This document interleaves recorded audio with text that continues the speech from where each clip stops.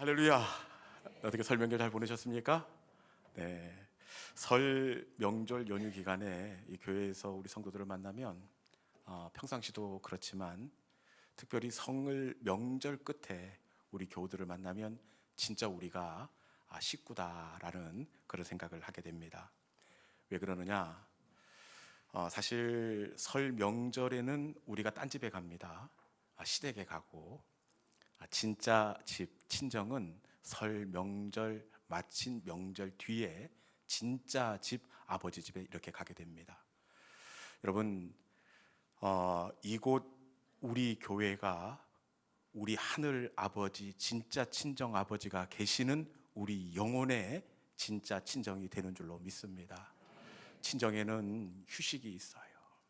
친정에는 어머니의 따뜻한 음식이 있고 격려가 있습니다.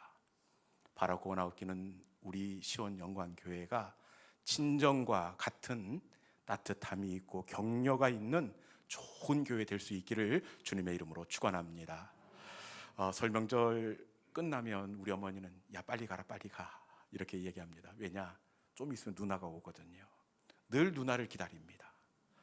여러분, 우리도 누군가에게 기다려지는 성도가 되어야 할 줄로 믿습니다.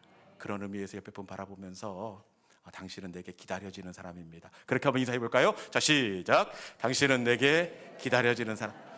제가 보니까 표정은 하나도 안 기다려지는 것 같아요. 여러분 환하게 웃으면서, 여러분 우리가 하나님 안에서 한 형제요 자매인데 손을 잡아주시고 덕담하시면서 당신은 내게 항상 기다려지는 사람입니다. 그렇게 한번 인사해 볼까요? 자, 시작. 당신은 항상 내게 기다려지는 사람입니다. 할렐루야. 네, 우리 교회가 서로가 궁금하고 기다려지는 진짜 친정과 같은 감동이 있는 교회가 될 수 있기를 주님의 이름으로 축원합니다. 지난주에 우리는 이 하나님의 사람 이삭에 관한 말씀을 함께 묵상한 적이 있습니다. 이삭 참 좋은 사람이에요. 살피면 살필수록 묵상하면 묵상할수록 정말 좋은 사람이 이삭인데, 지난주에 보니까 이삭이 기근을 피해 애굽으로 가지 말고 내가 내게 지시할 땅에 머물라 그랬더니 이삭이 딱 멈춥니다. 여러분, 이곳이다라고 말씀하시고 멈추라 하면 멈출 텐데 이삭은 하나님께서 목적지도 말씀하지 않았음에도 불구하고 하나님이 말씀할 때 멈출 줄 알았던 순종의 사람이었습니다. 그리고 그 아래 있는 사람들이 이삭이 애써 팠던 우물을 빼앗습니다. 그런데 이삭은 빼앗으면 양보하고 빼앗으면 또 양보하고 늘 양보하는 져주는 그런 삶을 살았습니다. 그리고 끝내는 이 그랄 사람들에 의해서 쫓기고 쫓겨서 이 궁지에 이삭이 몰리게 되는데, 그때 이삭이 어떻게 했습니까? 부엘세바로 올라가 예배로 승부하는 예배의 삶을 살았습니다. 어떻게 이삭이 좋은 사람이지요? 이삭이 어떻게 이렇게 좋은 믿음의 삶을 살 수 있었느냐? 저는 이삭이 좋은 사람이라 그런 줄 알았더니 그게 아니더라고요. 이삭이 이렇게 아름다운 삶을 살았던 것은 이삭 앞서 걸었던 아버지 아브라함의 복스러운 발자국이 있었기 때문인 줄로 믿습니다. 이삭이 처음 걷는 것이 아니라 아브라함이 먼저 그 길을 살았습니다. 아브라함에게 하나님께서 너는 본토 친척 아비 집을 떠나 내가 내게 지시할 땅으로 가라. 그런데 아브라함이 앞서 이 말씀에 순종의 발자국을 찍었습니다. 이 조카 롯 이 사람과 이 땅 때문에 분쟁이 생겼는데 아브라함이 어떻게 합니까? 조카가 우하면 내가 좌하고 자네가 좌하면 내가 우할 것이야. 아브라함이 앞서 양보의 걸음을 걸었습니다. 그리고 그 대적들로 통하여 아브라함이 공격을 당할 때에 아브라함이 부엘세바로 올라가 에셀 나무를 심고 영존하시는 아버지의 이름을 불렀더라. 앞서 아브라함이 예배로 승부하는 삶을 살았다는 겁니다. 이삭이 믿음으로 걸었던 것은 이 앞서 아름다운 발자국을 남겼던 아브라함의 복스러운 걸음이 있었기 때문입니다. 자녀들은 어떻게 걸음을 걷느냐? 우리가 가르친 대로 걷는 것이 아니라 자녀들은 반드시 진짜 그러더라고요. 부모가 내어드린 그 발자국을 따박 그 발자국을 따라서 걷는 것이 자녀들이라고요. 여러분, 내가 남긴 발자국을 딛고 내 자녀가 내 뒤를 따라오는 것, 이것이 영적인 법칙이라고 말씀하는데, 내 발자국을 따라 걷는 것이 축복입니까? 저주입니까? 여러분, 우리가 앞서 복스러운 발자국을 남기는 복된 믿음의 사람들이 될 수 있기를 주님의 이름으로 축원합니다. 오늘 우리가 함께 나눌 말씀은 이 스바냐서의 말씀입니다. 스바냐서는 이 말씀 분류상 이 예언서에 속한 말씀입니다. 예언서의 특징은 이 먼저 대부분의 예언서가 동일한 구조를 가지고 있습니다. 예언자가 나타났다는 것은 이스라엘 백성들이 잘 산다는 겁니까? 못 산다는 겁니까? 못 사는 거예요. 이 못 사는 죄를 저지른 이스라엘 백성들에게 예언자가 나타나서 먼저 죄를 지적합니다. 너희들 율법의 말씀에서 이만큼 어긋나가고 그것도 잘못했고 이것도 잘못했고, 죄를 먼저 지적합니다. 그리고 나서 죄에 대한 하나님의 경고의 메시지가 따라오는 것이 일반적인 예언서의 구조입니다.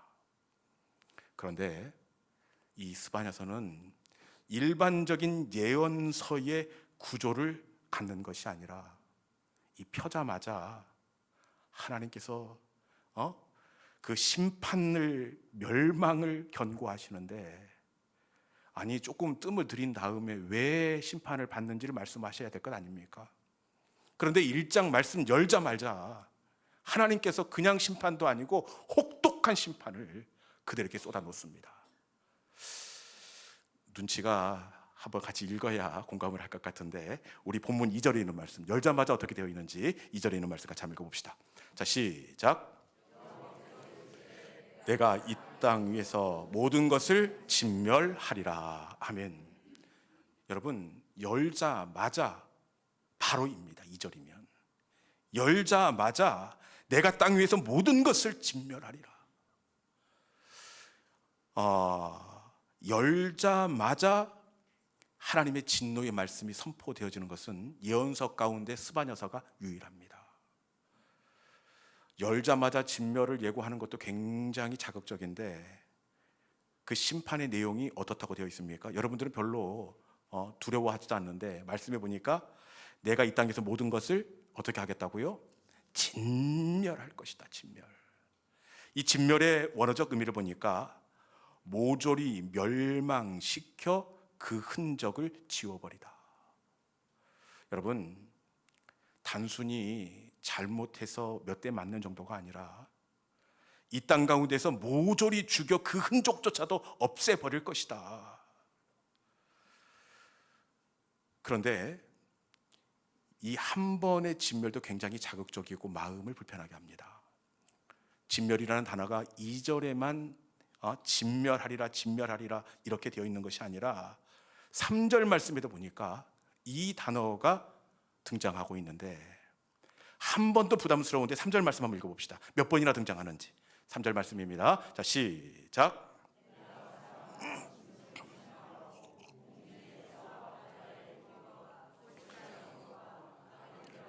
진멸할 것이라. 내가 사람을 땅 위에서 멸절하리라. 나 여호와의 말이니라. 아멘. 3절에는 이 진멸하고 멸절한다는 단어가 몇 번 등장하느냐? 3번 등장합니다. 진멸하고 멸절하고 진멸할 것이다. 지워버리고 완전히 지워버릴 것이다. 여러분, 왜 하나님은 다른 예언서에서는 그래도 비교적 부드럽게 시작했다가 중간에 심판을 예고하시는데, 이 스바냐서에서만큼은 열자마자 경고하시고, 보통 경고가 아니라 진멸하고 한 절 내려가면 또 진멸하고 한 절 내려가면 또 진멸하고. 왜 유독 스바냐서에서만 하나님께서 이렇게 이스라엘 백성들을 심판하겠다 말씀하고 있는 것일까요? 혹시 스바냐 시대의 이스라엘 백성들이 다른 시대에 비해서 훨씬 악한 삶을 살았기 때문에 그럴까요? 그런 것도 아닌 것 같습니다. 이 4절 이후에 보면 진멸의 이유를 하나님께서 말씀하시는데 바알, 말감, 일월, 성신, 우상 숭배를 했다, 이렇게 말씀하고 있습니다. 우상 숭배를 한 자가 적은 건 아니지만 이 정도 죄는 사사 시대에도 있었고 다른 왕정 시대도 있었습니다. 그런데 유독 스바냐 서에서만 하나님께서는 진멸하고 또 진멸할 것이다, 혹독한 심판을 선포하고 있습니다.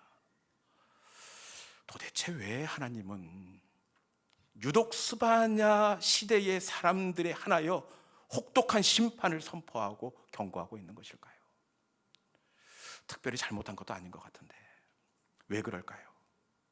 그 이유가 1장 12절의 이유 때문에 그렇습니다. 1장 12절에 있는 말씀 같이 한번 읽어보겠습니다. 자, 시작. 그때에 내가 예루살렘에서 찌꺼기같이 가라앉아서 마음속에 스스로 이르기를 여호와께서는 복도 내리지 아니하시며 화도 내리지 아니하시리라 하는 자들을 등불로 두루 찾아 벌하리니. 아멘. 하나님이 진멸하신 이유가 바로 여기에 있습니다. 어떻게 되어 있습니까?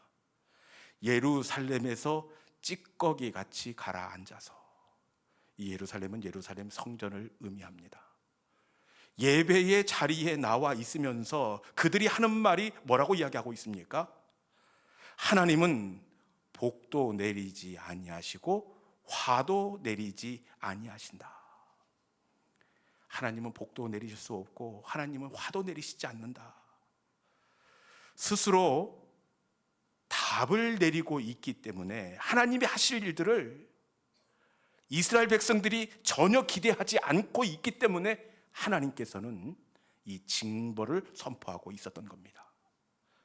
그런데 누구라도 이 시대 가운데에서는 하나님을 기대할 수 없습니다. 그들이 스스로 이미 끝났다고 답을 내리는 것은 너무나 당연한 상황입니다. 왜냐? 역사적으로 가장 어려운 시기가 바로 이때이기 때문에 그래요. 나라가 멸망하기 40년 전입니다. 이미 답이 정해져 버렸습니다. 위쪽에서는 아수르가 밀고 내려오고 아래쪽에서는 애굽이 치고 올라옵니다.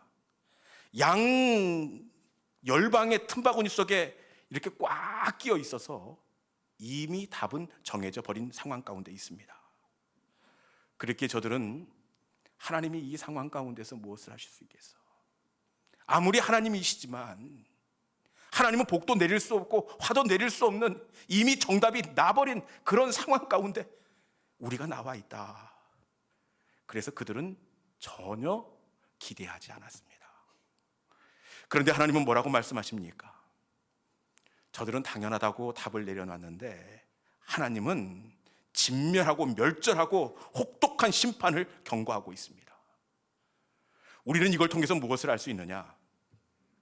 하나님이 가장 싫어하는 것이 뭔지를 우리는 알 수가 있습니다.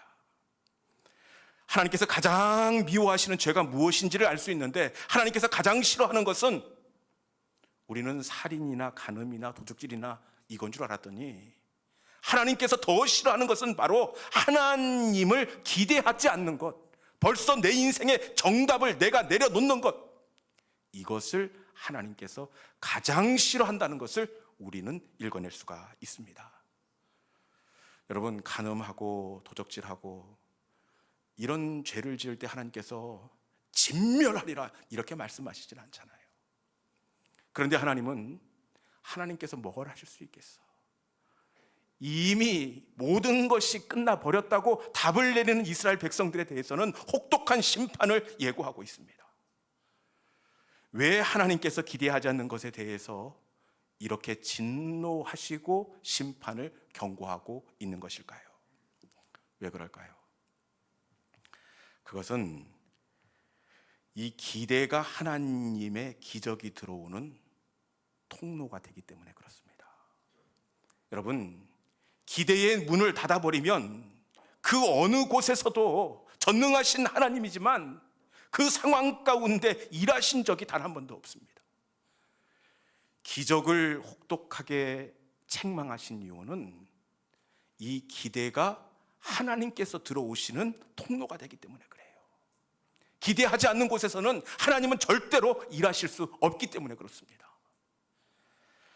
마가복음 6장에 보면 예수님께서 고향에서 사역하시는 내용이 등장합니다.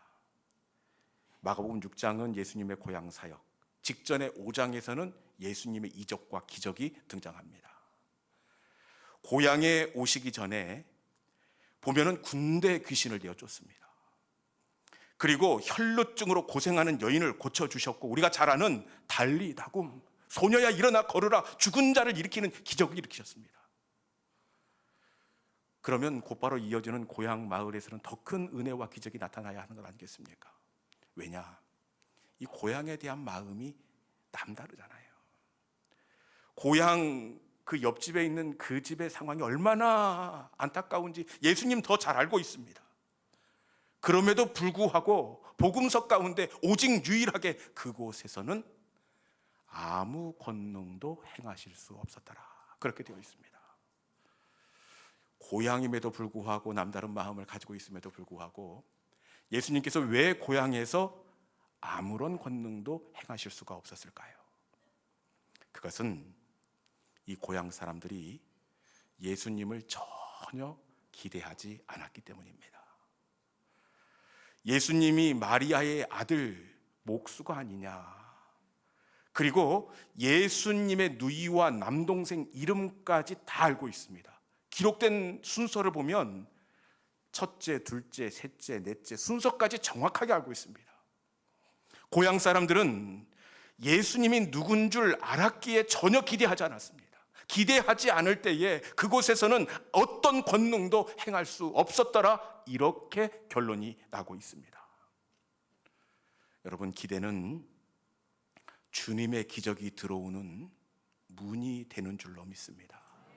닫힌 문을 통해서는 그 어떤 기적도 그 어떤 권능도 나타날 수가 없습니다.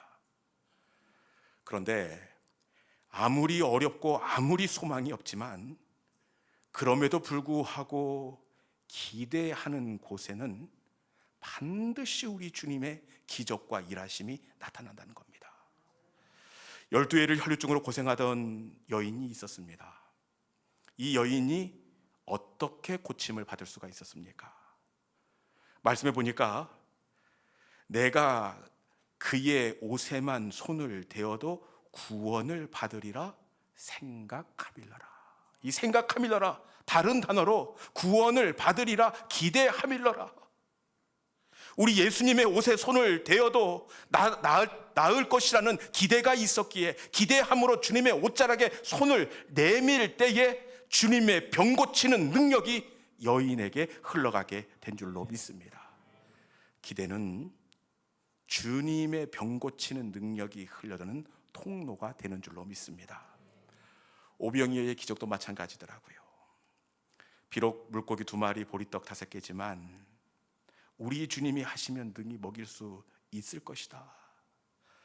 소년의 기대감이 있었기에 벳세다 빈들에 우리 주님의 기적이 흘러가게 된 줄로 믿습니다. 기대는 우리 주님의 기적이 흘러 들어가는 통로가 되는 줄로 믿습니다.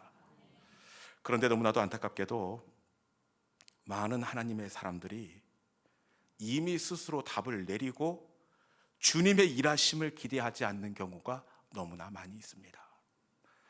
나이 든 사람만 그런 것이 아니라 젊은 청년들도 그래요. 제가 대학 청년부를 전에 지도해 보니까 이 청년들 가운데 서울로 학교를 가는 친구들이 있지만 대부분 상당수 청년들은 지방 대학에 진학을 합니다. 그러면 이것 때문에 얼마나 자존감이 낮아지고 스스로 위축이 되는지 몰라요.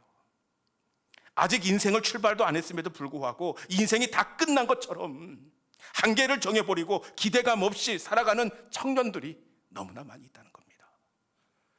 어른들은 아닐 것 같습니까? 어른들도 벌써 답을 내려놓고 기대감 없이 살아가는 어른들이 너무나 많이 있습니다. 하나님께서 역전시킬 충분한 시간이 있음에도 불구하고 자신의 건강에 답을 내려버리고 자녀의 미래에 대해서 이미 한계를 정해버리고 낙심하고 포기하고 어떤 소망과 기대도 없는 어른들이 너무나 많다는 겁니다. 그런데 여러분, 하나님께서 제일 싫어하시는 것이 바로 기대감 없이 사는 인생입니다. 이 상황 가운데서 하나님께서 뭘 할 수 있겠어? 벌써 답을 정하고 하나님을 기대하지 않는 것, 여러분, 이것이 가장 큰 죄 중에 죄가 되는 줄로 믿습니다. 우리는 우상 섬기거나 간음하거나 이것이 죄라고 생각을 해요. 이것도 죄지만 최소한 이 죄의 앞에서는 진멸을 하나님께서는 선포하지 않습니다. 우상이나 거짓말이나 간음보다 더 큰 죄는 기대감 없는 신앙생활입니다. 기대감 없는 신앙생활은 가장 저질적인 믿음입니다. 기대감 없이 예배의 자리에 나와 있는 것, 믿음의 단계 가운데서 가장 저질입니다. 여러분, 하나님이 하실 일들을 기대하는 믿음의 성도들이 될 수 있기를 주님의 이름으로 축원합니다. 그러면 하나님을 기대한다는 것이 무엇일까요? 하나님을 기대하는 것, 우리는 막연히 하나님이 일하시지, 하나님이 고치시고 해결해 주시지, 이것이 하나님을 기대하는 것으로 착각합니다. 그런데 이것은 하나님을 기대하는 것이 아닙니다. 하나님을 기대한다는 것은 바로 기도를 멈추지 않는 것인 줄로 믿습니다. 하나님을 기대한다는 것은 내 한계만큼 기도하지 않는 것, 기도의 한계를 정하지 않는 것입니다. 하나님을 기대한다는 것은 내 실력만큼 기도하지 않는 것입니다. 하나님을 기대하는 사람은 하나님의 능력만큼 기도하고 하나님의 크심만큼 기도하는 사람이 바로 하나님을 기대하는 사람이 되는 줄로 믿습니다. 여러분, 이 시간에 하나님을 기대할 수 있기를 바랍니다. 기도의 입을 크게 열 수 있기를 바랍니다. 우리 하나님은 내 입을 크게 열라, 그리하면 내가 채워주리라. 기도의 입을 열라, 우리 하나님께서 이렇게 말씀하고 있습니다. 여러분, 내 자녀의 한계까지만 기도하지 마시고 기도의 입을 크게 열 수 있기를 축원합니다. 내 장막줄을 넓게 펴라, 내가 편 만큼 그 지경을 내게 허락해 주겠다, 이렇게 말씀합니다. 이 시간 우리의 인생 가운데 내가 내렸던 그 오답을 지워버리고 한계를 정하지 마시고 내게 능력 주시는 자 안에서 내가 모든 것을 할 수 있느니라, 더 큰 일을 할 수 있느니라, 우리 하나님이 하실 그 일들을 기대하시면서 기도의 입을 크게 여는 우리 모든 믿음의 성도들이 될 수 있기를 주님의 이름으로 축원합니다. 이 시간 주신 말씀 기억하면서, 주님,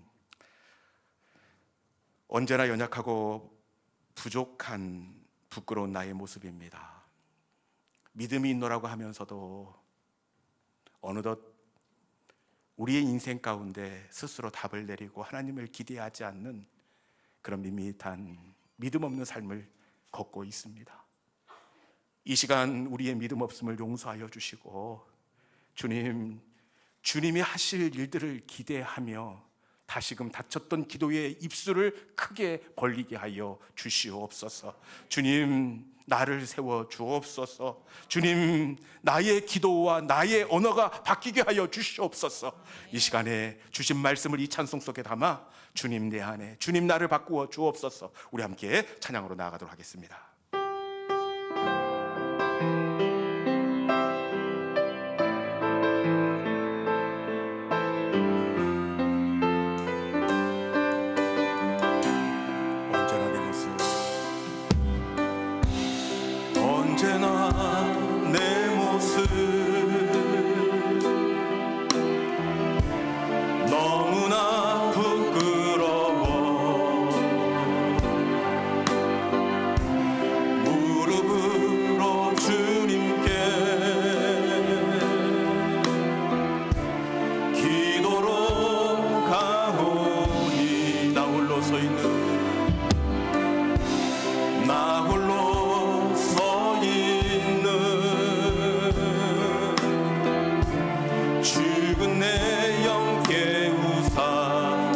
나를 세워 주님만 나를 세워 내 영 살게 하소서. 주님 내 안에 주님 내 안에 주님 내 안에 내 안에 계시고 주님 내 안에 주님 내 안에 나를 세워주소. 언제나 내 모습 같이 한번 찬양할까요? 언제나 내 모습 너무나 부끄러워 무릎으로 주님께 무릎으로 주님께 기도로 가고 나 홀로 서 있는 나 홀로 서 있는 죽은 내 영께 주님만 나를 세워 주님만 나를 세워 내 영 살게 하소서. 주님 내 안에 주님 내 안에 주님 내 안에 내 안에 계시고 주님 내 안에 주님 내 안에 나를 세워주소. 주님 내 안에 주님 내